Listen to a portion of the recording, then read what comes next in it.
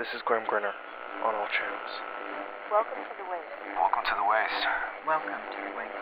Welcome to the waste. Welcome to the waste. Welcome to the waste. Welcome to the waste. Welcome to the waste. Welcome to the waste. Welcome to the waste. Welcome to the wastes.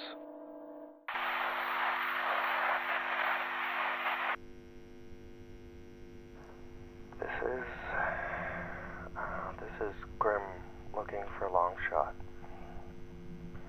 I know that even if you're out there, you can't respond. You're too smart to risk that anyways. But I've been thinking a lot and going over those events from 7 years ago, listening to those logs, and I'm scared. Like, really, truly terrified. I want to catch this killer and find out why they did everything they have and why they're back. I want to make sure you and anyone else that's been taken are safe and can be set free. I don't know what's going to happen or if I'm already too late.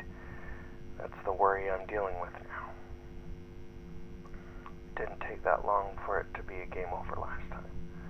All those bodies put on display, I can't stand to see you or anyone else in there. I don't think I ever really talked about what happened with me after last time. I wanted to forget, if I'm being honest. Maybe I should come to terms with it. So, long shot, if you're listening, here we go. And if you're not, and someone else is, then, I don't know, maybe this is just gonna give me closure in some way. After the try again message, I was a wreck. I'd seen carnage before with ferals during the fall, with my time running with the vanished. I mean, I've seen everything the judge has done in the past couple of years. I should be desensitized to anything in the waste, but this felt like something else. It wasn't an animal trying to just survive. It was planned, methodical. It was the hands of a monster. Couldn't wrap my head around any of it and lost myself for days, weeks, trying to do exactly that. Locked away in that safe house, racking my brain for hours at a time, trying to figure out if there was something I missed, anything, no matter how small. Nothing but the bodies, the skull marker, and a trail that had faded into dust. The next part, I'm sure, has been told from other perspectives, because that's when I took a break from the Phoenix Express. I couldn't deal with anything at all. With the losses, with the carnage I had witnessed, and the fear that this person was still out there daring me and everyone else to try again. So I removed my badge. I changed my radio channel for what felt like forever, but realistically was only a couple months. A couple months that I know Balasar and some of our friends thought I was just roaming, scavenging, and being disconnected. I'm sure a lot of people thought the same. They were unfortunately wrong. Spent that time, yes, hidden away, but very much in and around our region of the waste. I messed up my hair, dyed it a different color with whatever I could find, and generally went out of my way to not be Grimm Grinner. I was more, well, I wasn't me at the time. And because of that, no one paid me any attention.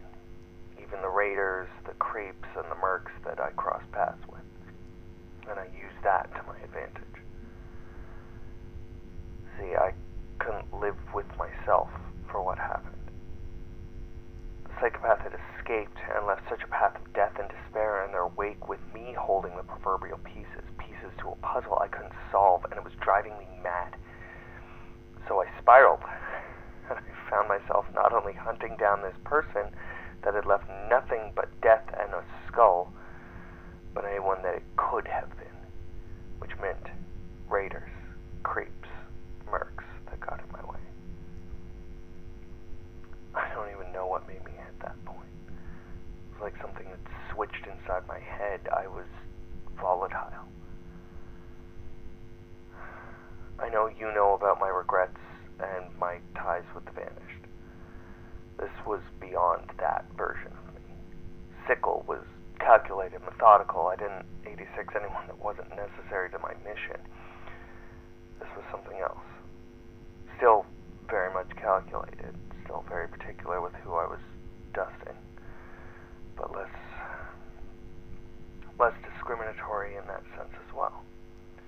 No specific individuals, meaning I didn't have the need to be delicate.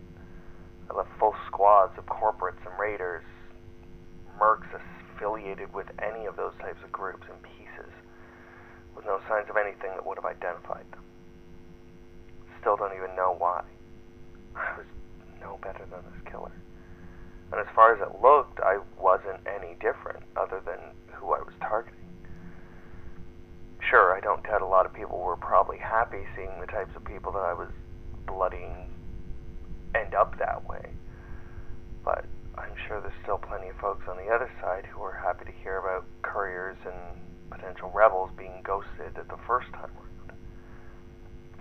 So what if I didn't make a spectacle of it? I was still a danger, worthy of the moniker I heard an elite call me. I had heard them refer to the killer I was following as the Reaper, because of the skull symbol and the death. But because I didn't leave such a calling card, the creeps had started calling me the Ripper. They were even scared that the two of us were working together. One left the marks and gathered the spectacle, paving the way for the other to sweep through and finish the work. Hell, I even managed to clock a corporate transmission the other day that sounded like they're worried about the Ripper returning, since talk of the Reaper being back at it has been cropping up. One of the big-time elites even called for a mandatory lockdown of all squads in the region. Not too different from what the Express is doing, I guess. Anyways, like I said, I don't even know if you're there. I just know I heard something weird when scanning the channels for info, and it sounded like your voice. I hope you can hear me, even if the Reaper has you. I'm making tracks for these weird coordinates I found at the last two spots. Something feels different this time, like there's an actual end game to try and get to. I might be going relatively radio silent other than some scans and maybe reporting to Alisar. I'm going to end this, and I'm going to save you and everyone else this time. I got you, long shot. Grinner out.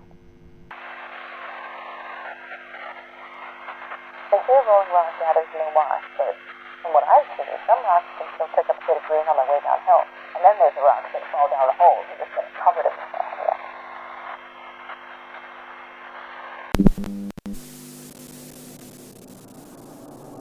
Welcome to The Waste is a Wasteland podcast brought to you by Edward Grimm Grinner Hutchinson, but made possible by Wastelanders like you. If you'd like to support the show in a fun way or get some merch, check me out on Patreon or on Etsy. The links to both of those, as well as all my social media, can be found at linktree.com/welcome to the wastes. See you in the wastes.